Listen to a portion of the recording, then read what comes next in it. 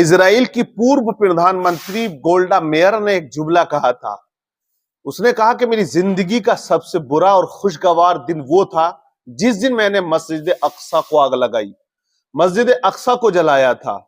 तो गोल्डा मेयर से पूछा कि ये खुशगवार दिन भी था और आपके लिए बुरा दिन भी था, दोनों कैसे हो गए? तो उस गोल्डा मेयर पूर्व प्रधानमंत्री जो इजराइल की एक लेडीज है, उसने कहा कि जिस दिन मैंने मस्जिद अक्सा को आग लगाई तो मैं पूरी रात सो ना सकी, इस खौफ से कि कहीं ऐसा ना हो कि जितने इस्लामिक ममालिक हैं, इस्लामिक कंट्रियां हैं, ये सुबह इस बात का बदला लेंगे और हमारा जो इजराइल है वो खत्म हो जाएगा।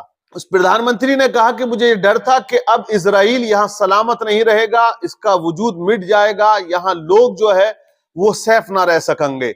इस खौफ से, इस डर की वजह से मैं पूरी रात ना सो सकी। लेकिन जब सुबह का उजाला फैला और सूरज निकलता है तो वो हमारे लिए सबसे बड़ा खुशगवार दिन निकला कि इस्लामिक कंट्रियां जितनी भी थी और जितने वहां के हुक्मरान थे, ताकतवर लोग थे, वो जो बादशाह थे, सबने अपनी आवाम को कहा कि कोई कदम उठाने की जरूरत नहीं है, जंग लड़ने की जरूरत नहीं है। मतलब यह है कि तमाम हाकिमों ने उल्टा अपनी आवाम को समझाया। तो उस वजीर आजम ने कहा, उस प्रधानमंत्री ने कहा कि अब अरब की सरहदों में इजराइल और यहां के रहने वाले बिल्कुल सेफ हैं। आज 1 साल से ज्यादा इजराइल को जंग लड़ते हो गया और इजराइल तमाम इस्लामिक कंट्री के बीच में बसा हुआ है, ये बात छुपी हुई नहीं है। लेकिन फिलिस्तीन पर सबसे ज्यादा कब्जा इजराइल का हो चुका है। 41,000 से ज्यादा वहां लोगों की मौत हो चुकी है जो इजराइल ने बमबारी की है। अब आप देखिए, लबनान पर हमला कर चुका है इजराइल। लबनान के अंदर जो संगठन है हिजबुल्लाह, उसका जो सरगना या जो चीफ था नसरुल्लाह, उसको ऐसी जगह मतलब मारा है कि जहां आप गुमान भी नहीं कर सकते हो।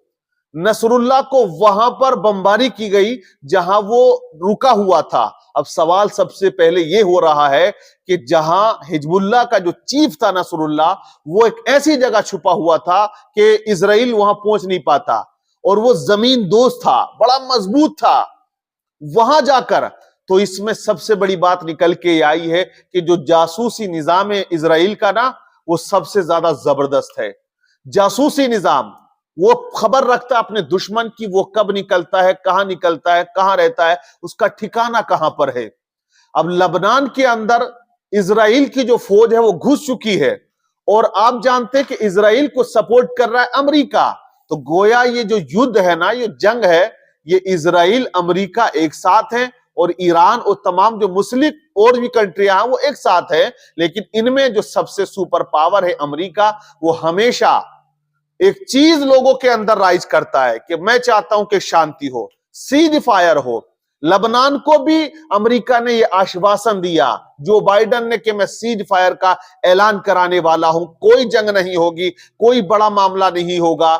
इधर लबनान में जो संगठन था हिजबुल्लाह, वो आराम से बैठ गया, नो टेंशन हो गए, बोले अब सीज फायर का ऐलान होने वाला है, कोई तैयारी नहीं है। और उधर पूरा सपोर्ट अमेरिका ने कर दिया, क्योंकि उसके हथियार बिकेंगे तो भाई उसकी मार्केट चलेगी, क्योंकि वो सौदागर है।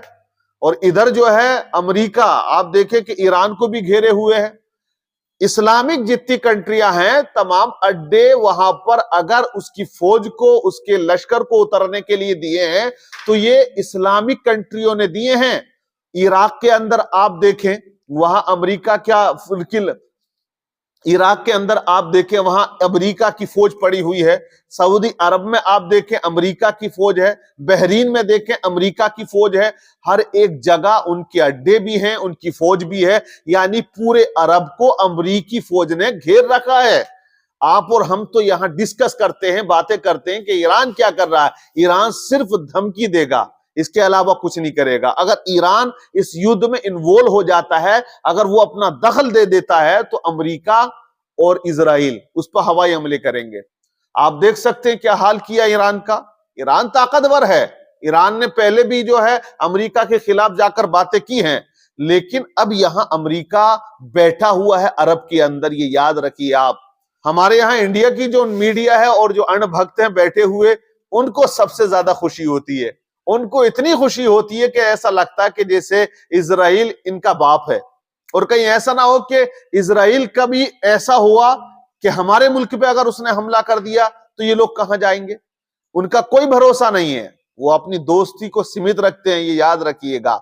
आप समझ सकते हैं कि जिन लोगों ने उनको जगह दी, जमीन दी, रहने का ठिकाना दिया, जब जर्मन के अंदर उसने भगाया जिसे हिटलर कहते हैं, और कितने लाख लोगों का उसने कत्ल कर दिया था, उससे आप अंदाजा लगाइए। जब ये भागे फिर रहे थे तो इन फिलिस्तीनियों ने जगह दी, बसाया, आज उन्हीं के घर पे कब्जा इन लोगों ने कर लिया है।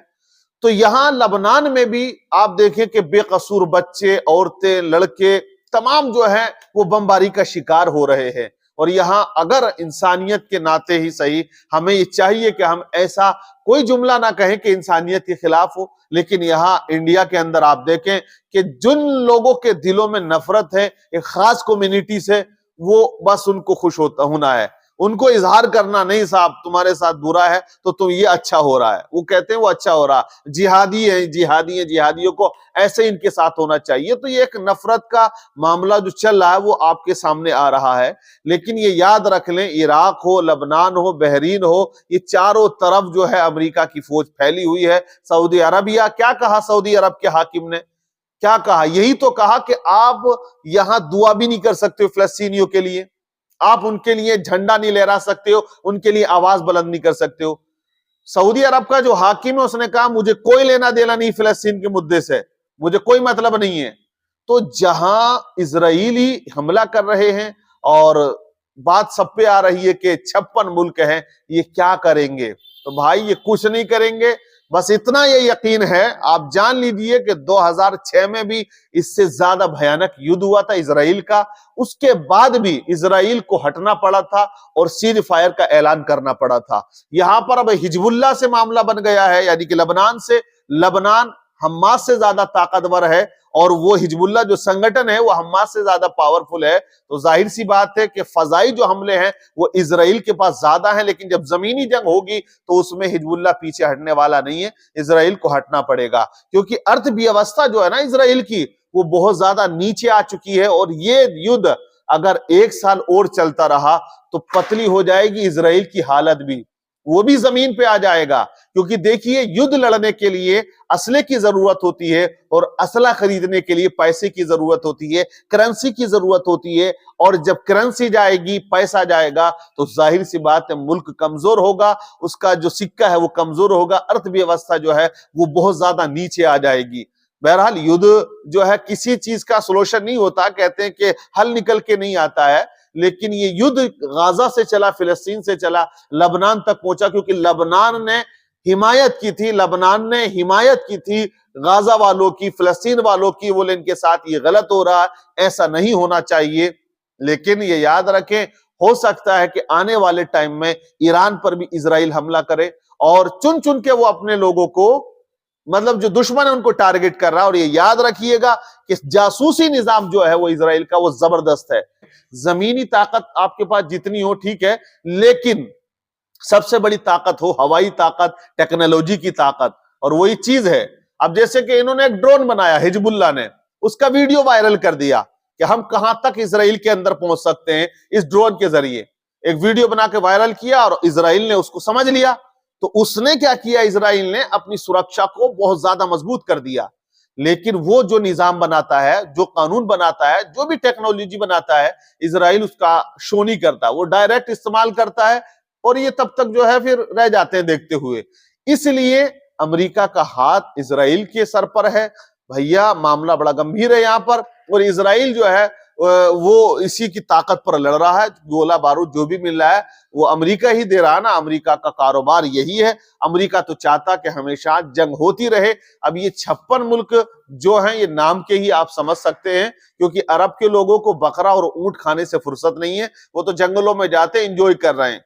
शाम होते ही वो आग जला देते हैं और ऊंट भून रहे हैं, वहां पर बकरा चल रहा, पार्टी हो रही है।